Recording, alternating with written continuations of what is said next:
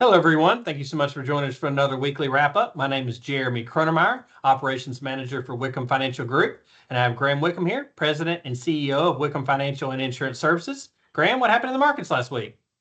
Yeah, thank you, Jeremy. Thanks for our listeners jumping on the call again. Pretty mixed for the U.S. Indices. We saw the Nasdaq, Russell 2000 up about 0.5%, and we saw the S&P 500 slip down a little bit.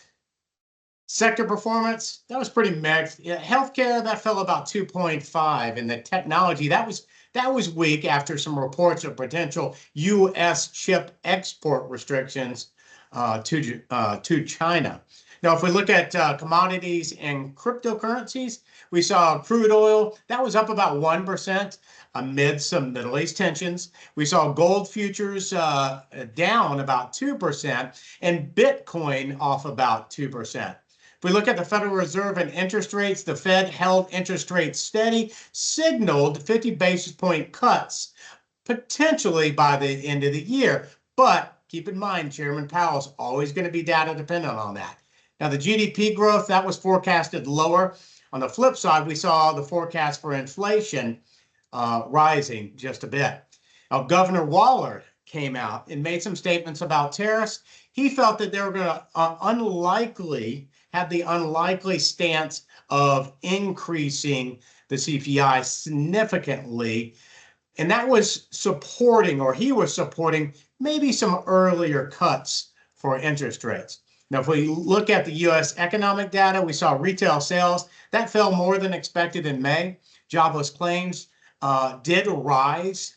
We saw some increasing layoffs.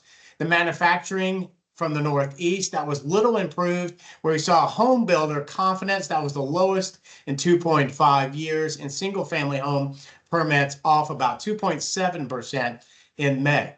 Now, internationally, Japan, we saw the BOJ held interest rates steady, but their core inflation hit a 2-year high. China, their retail sales were up about 6.4% year over year in May. And their industrial production investment missed expectations, still seeing a weak real estate sector for them. The UK, the BOE held rates at about 4.25%. Inflation cooled 3.4%. Service CPI was down to about 4.7%. And retail sales off or down about 2.7% month over month, down for year over year 1.3%. Now, looking into this week, geopolitical events, what role is the United States going to continue to have in the Middle East conflict? We'll just have to wait and see. If we look at economic data and Fed activity, we'll be looking at the global flash PMI, some U.S. service, Eurozone manufacturing numbers, some core PCE price index, and then we'll get some Fed speak. Chairman Powell is going to testify in front of Congress on Tuesday and Wednesday, and then we'll have multiple Fed officials. They're expected to be coming out, I guess, giving their word, if you might, throughout the week. U.S. economic reports that will be rolling out. We'll be looking at housing data, consumer confidence, trade balance, revisions to some consumer sentiment numbers, and corporate earnings. We'll have some rolling out from General Mills, KB Homes, Micron Technology, Nike, just to add a few, just to speak about a few. And then we're looking at some international markets. Really, some inflation data will be coming up for Canada, Japan, Australia. Germany, we'll be looking at their business consumer sentiment surveys. Jeremy?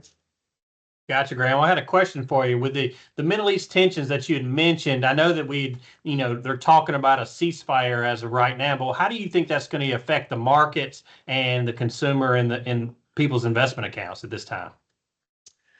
Well, emotionally, it's always unnerving, right? Because you don't know what's going to happen, the depth, the repercussions, so on and so forth. But I think we can see, the market's taking it in stride. And if you look at history, it doesn't mean we're not going to get volatility, but again, the markets take it in stride. With consumers or the investors, our clients, we're saying, hey, listen, this should not sway how you're investing within your portfolio.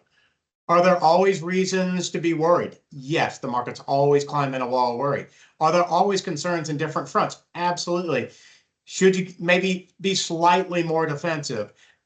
Sure, especially if you need money in a short-term situation, you're taking money out for retirement, you should always be mindful of that. But I would not let these tensions, geopolitical events, change what you're doing within your portfolios. Always be mindful of it, but don't let that allow you to make a fundamental decision if you're in or out or something like that.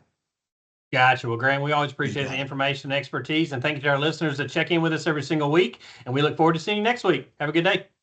Take care.